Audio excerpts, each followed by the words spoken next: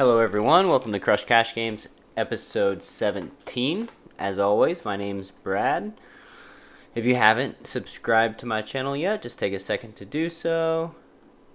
I would be extremely grateful. It's pretty cool. I'm a statistical person, so I like having the stats. I hope we get into some exciting spots in this video, although I don't know, it's a grab bag. Looks like we went for a limp raise at the top left. We bet out hoping to actually induce some sort of raise because we're not repping very much. He doesn't expect us to limp our aces. So he's gonna hope that a raise just takes it down a large percentage of the time, and under most situations that would be the case. But we got a little tricky.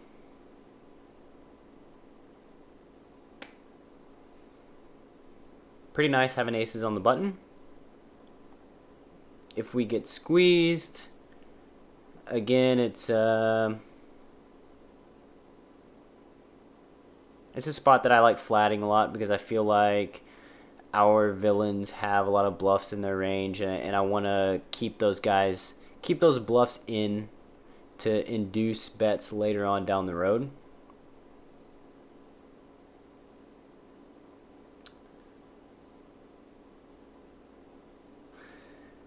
Pretty interesting check back with the aces. I think it's fine. I don't think we get much value out of betting. The bottom left, we have another interesting spot where we 3-bet an isolator who called with our queen jack. Now he bets close to pot after we check. Little to no information. Pretty good fold at the bottom right. Just can't beat very much with the 10 pairing. Really, the only hand we have to be afraid at the bottom left would be a hand like ace queen. And I don't know how often they just bet pot.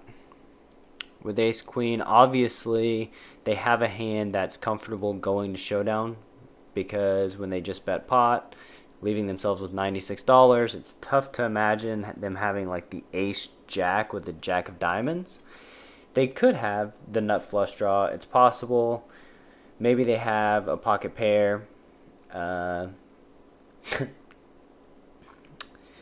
only hand that we had to worry about was ace queen, which is exactly what they had, and it was not their lucky day. We got very fortunate with our queen jack.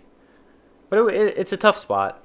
I don't think he has tons of flushes. I don't think he has tons of sets, because sets would be inclined to raise the flop. Flopping a flush is just tough, and it's hard for him to have a queen because we have a queen. So I don't think our equity there is as bad as it actually was.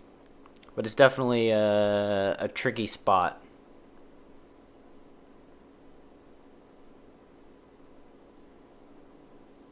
Also, does he just go ahead and bet pot with a flush? It seems unlikely. I think he opts to bet less. So ace deuce deuce rainbow at the bottom right. We are floating out of position with blockers. We think that he's going to check back a lot of his aces and not bet them for value. So the hope is that we call out of position on the flop. The turn goes check check, thereby confirming our suspicion that he doesn't have an ace, and then we can throw out a small bet and pick up the pot on the river. When he does bet the turn, we decide to just give up, wave the white flag, and move on to the next hand. A lot of times we will have an ace there, and he won't have the cojones to go ahead and fire a bet on the turn. So I think when he does fire a bet on the turn, it's likely he has an ace with a fairly good kicker. And if not, then he just outplayed us, and that's going to happen. It's poker.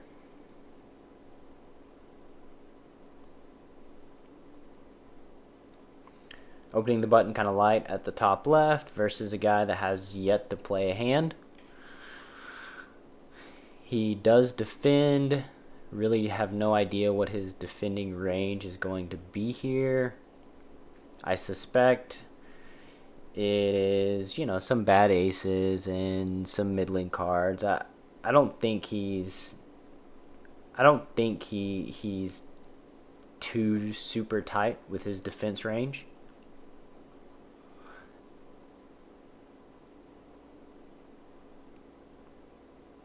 I finally figured out the problem as to why I was cascading the tables. It took me a while, but now I've realized that once I have 4 open, if I tile the tables, then it reduces the overlap. When I'm clicking my bet, I don't accidentally click the cascade button. Pretty unfortunate that that button is right there where I'm clicking my bets.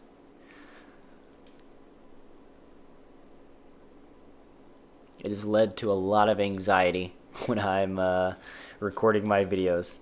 And also some things like I have to switch the tables at the bottom because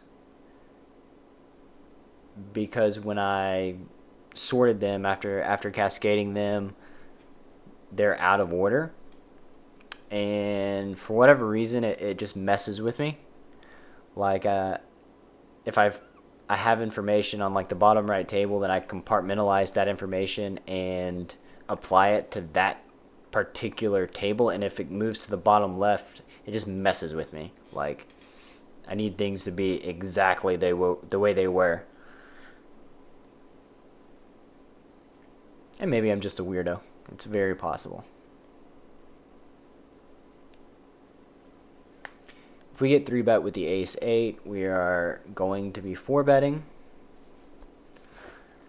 And actually, we would much rather getting 3-bet than flat. So we get squeezed. And it looks like we're going to 4-bet over the squeeze. Seems reasonable. We have a blocker.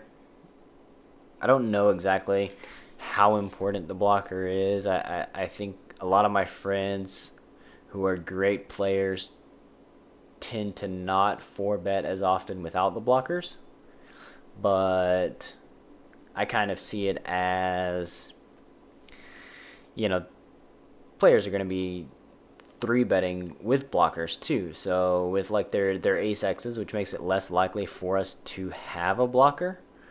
And in that sense, it makes our 4-bet without blockers a little more profitable. In a sick, twisted kind of way, because if we have the ace deuce off, right? And they're 3-betting with their blockers, it's less likely for them to have a blocker to squeeze with. Therefore, when we do get squeezed, it's from a hand that may really be value.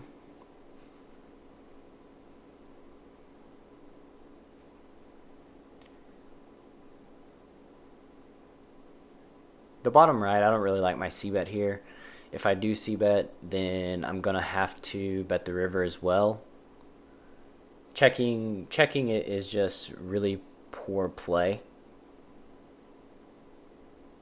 We really have a lot of credibility when we check the flop, bet the turn, then bet the river. We have to expect to get called on the turn fairly often. There's just so many pairs and straight draws and stuff like that, and we can fold all of them out on brick rivers.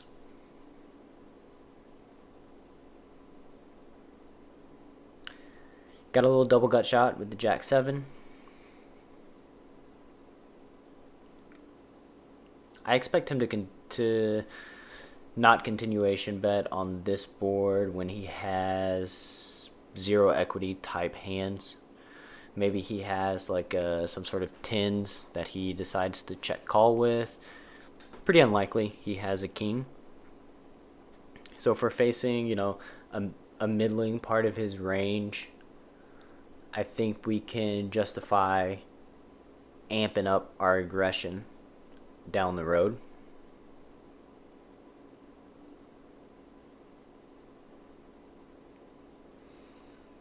It's the exact reason why I don't like opening hands from the small blind versus the big. We get 3-bet.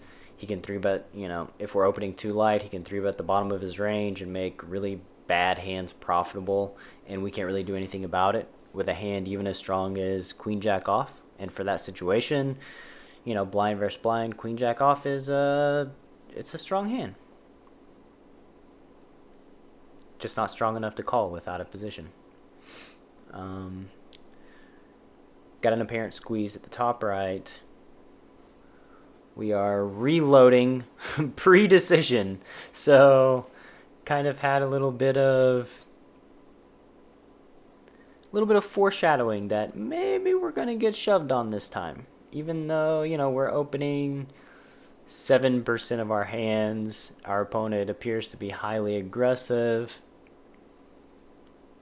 Just a bit of bad timing, more than likely. I wouldn't think we're getting like 5-bet stuffed on with our image super light.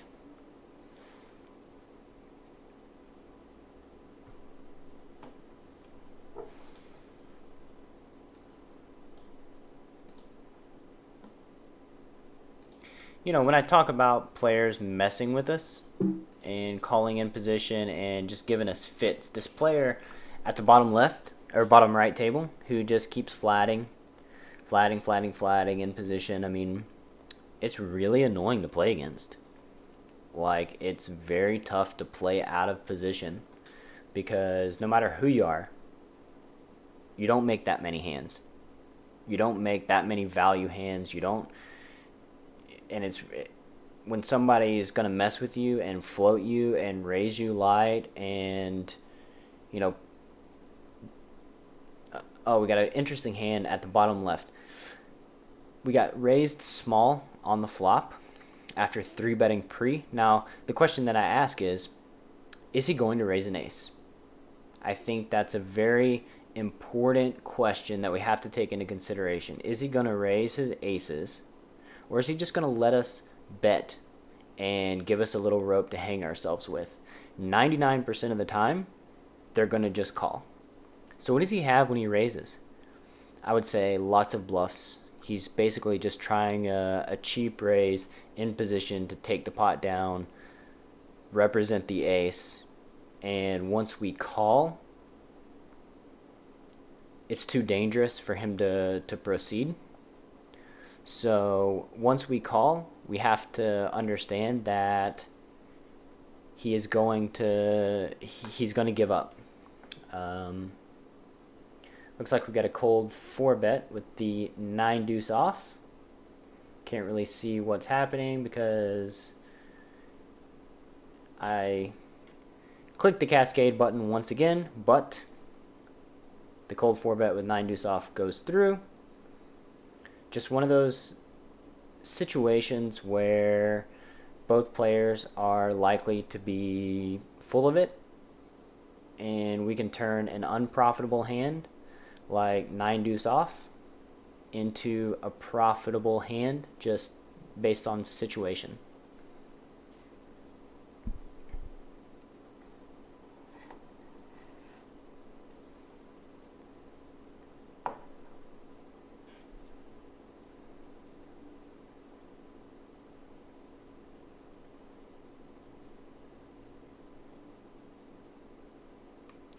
At the top right, going for the limp raise again with Jack 7. Let's see how the big blind reacts when he knows we're unlikely to have any of ace tray. I know he knows. So what do we do?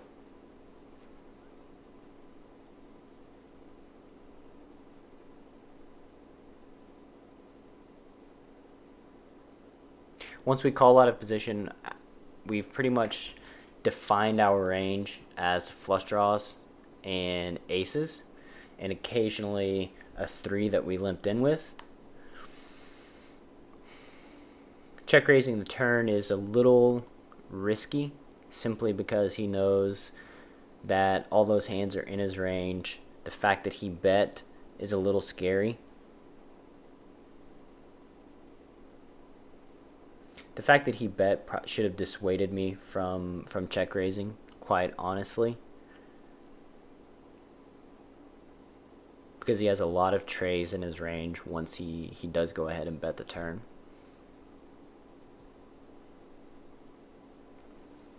I'm going to go ahead and say that was a bad check raise by me. I don't like it at all.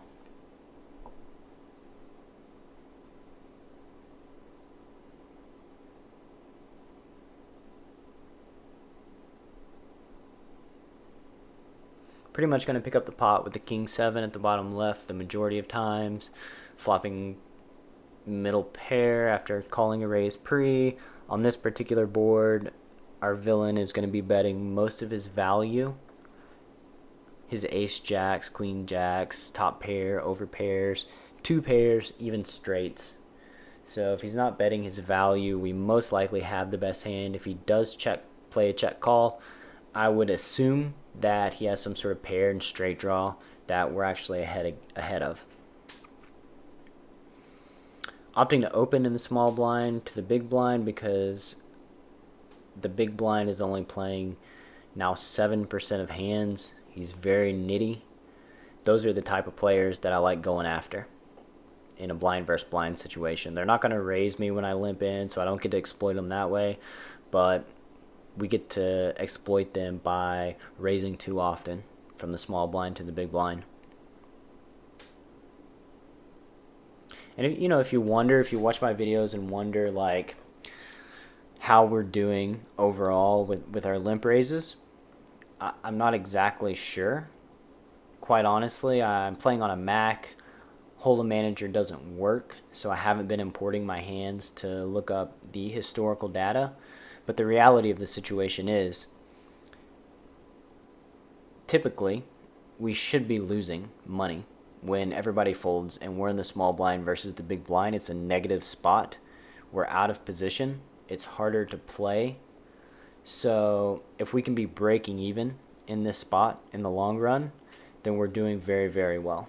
And if I can turn a negative losing spot into a break-even situation, then I'm very, very, very happy.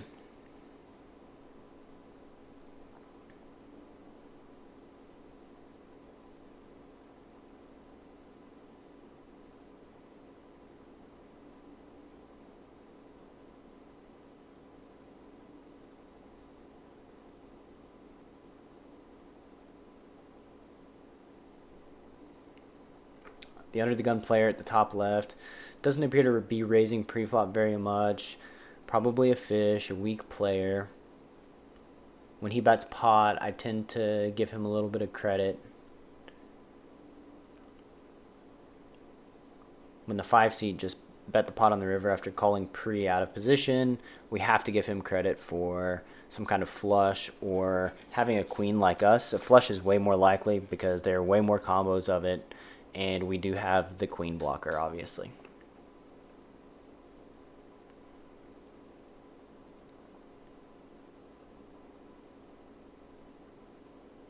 Betting out the bottom left when most likely nobody has anything, just kind of an orphan pot.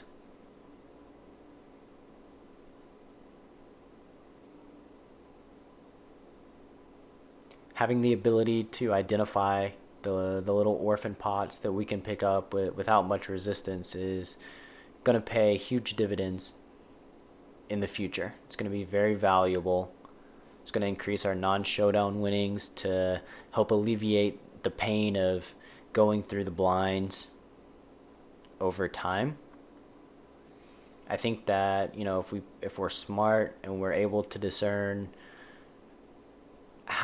our river decisions and we're winning on the river, more than 51% of the time, statistically, if we can break even at non-showdowns, then we're going to be a big winner over time. For betting the 7-8 suited versus a squeeze, I think is perfectly reasonable for all the reasons, that I went into earlier in this video. Him calling was unexpected, but with a small, less than 33% pot on the king high flop, we got him to fold and quit after, I think, paying his big blind.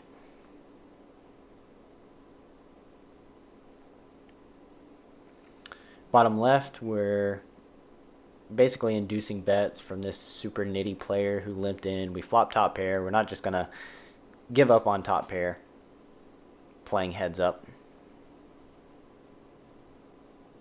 Again, we get squeezed after the player at the bottom right, flatted our raise. As more time goes along, it just appears to me as if, that player, instead of flatting and messing with us, etc., they are just a fish. They're just, instead of having a plan, they are messing with us by not having a plan. They're playing too many hands, and it appears as if they're folding to continuation bets way too often, and that's just going to be a losing strategy.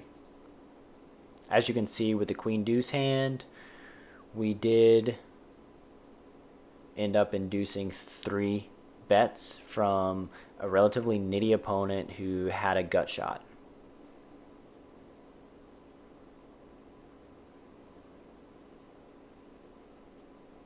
It's a pretty cool thing learning that, when I first started playing poker, the regular advice to hear would be, never just call. Always just fold or raise. Those are the best 2 options. Blah, blah, blah, blah, blah. But calling there's tons of merit in calling, and you really need to study when you should be calling and hoping to induce bets further on down the line, because there's just tons of money to be made by taking that approach, especially when the games are more aggressive like they are.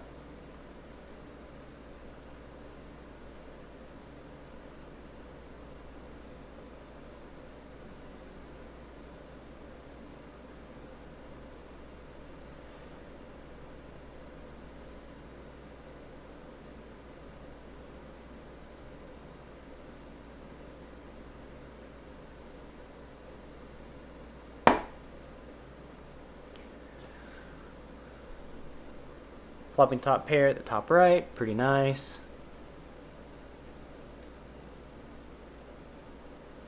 We have a pretty crazy image at the bottom left, opening very often, 3-betting very often.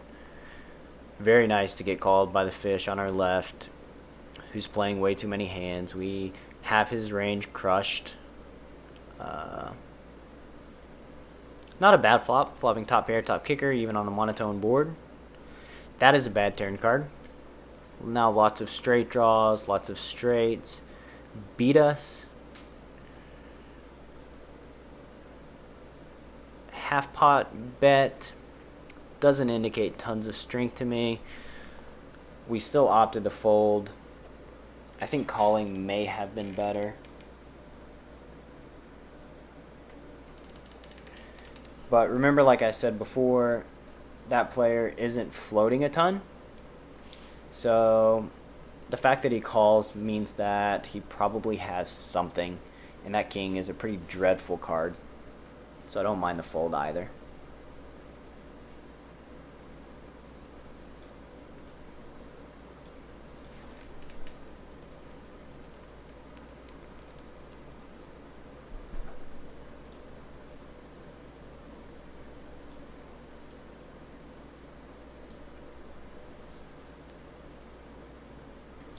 I'm going to do a little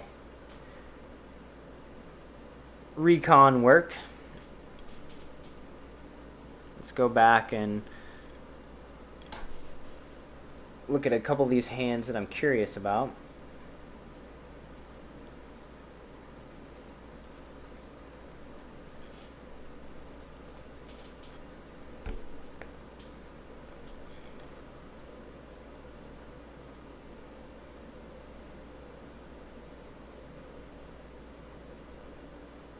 king queen high, took down the pot on the top left. That's pretty interesting. Yeah, the hand that we 4-bet, the 7-8, they in fact had pocket jacks. So we did run into an actual hand. And the previous hand where we just folded the ace queen,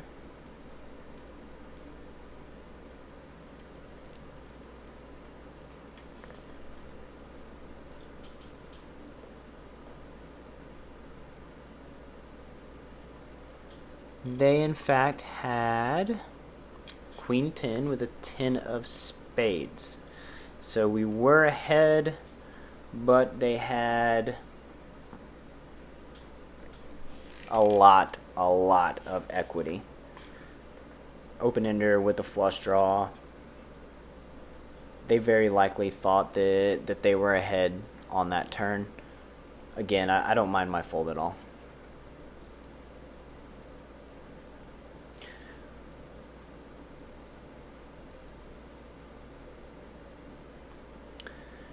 We are getting squeezed in this spot with the ace tray of diamonds. This guy has not 3-bet one time over 43 hands. We just have to give him a little credit. I think it's a kamikaze 4-betting in this particular spot. I do like the flop though. That's a pretty good flop for us. Now what can the 3-seat really be raising with? If they flopped a set here, would they really raise? I find it unlikely. So ace queen. Ace queen appears to be the type of hand that would take this line. When the 5-seat calls out of position, what does he have?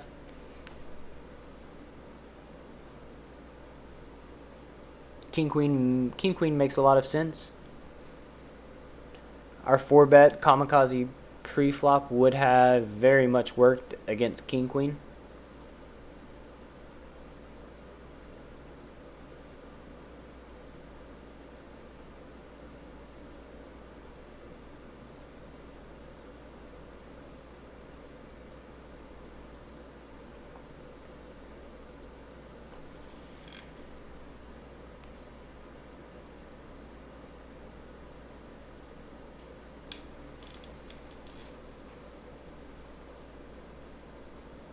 Jacks on the button at the bottom left.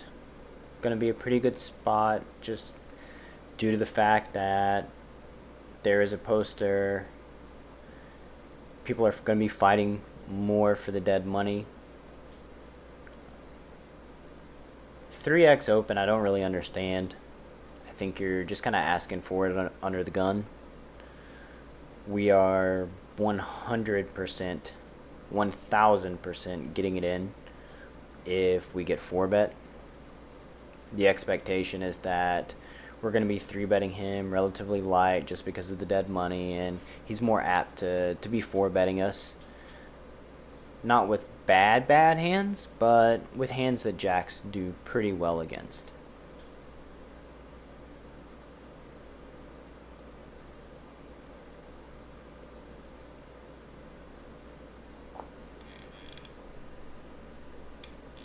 Got about 2 minutes left in this video.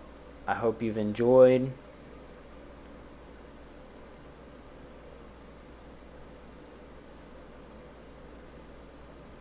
Sadly, at the bottom left, we got it jammed, getting 2-1. Need to be winning, need to have about 33% equity in order to make this call. I have no earthly idea if we do have that much equity due to the fact that this guy is pretty nitty. I would think that we're probably dominated, probably have way less. Not going to have many king queens or king jack suiteds in his range. If he does have those type of hands, then we just made a fairly annoying mistake.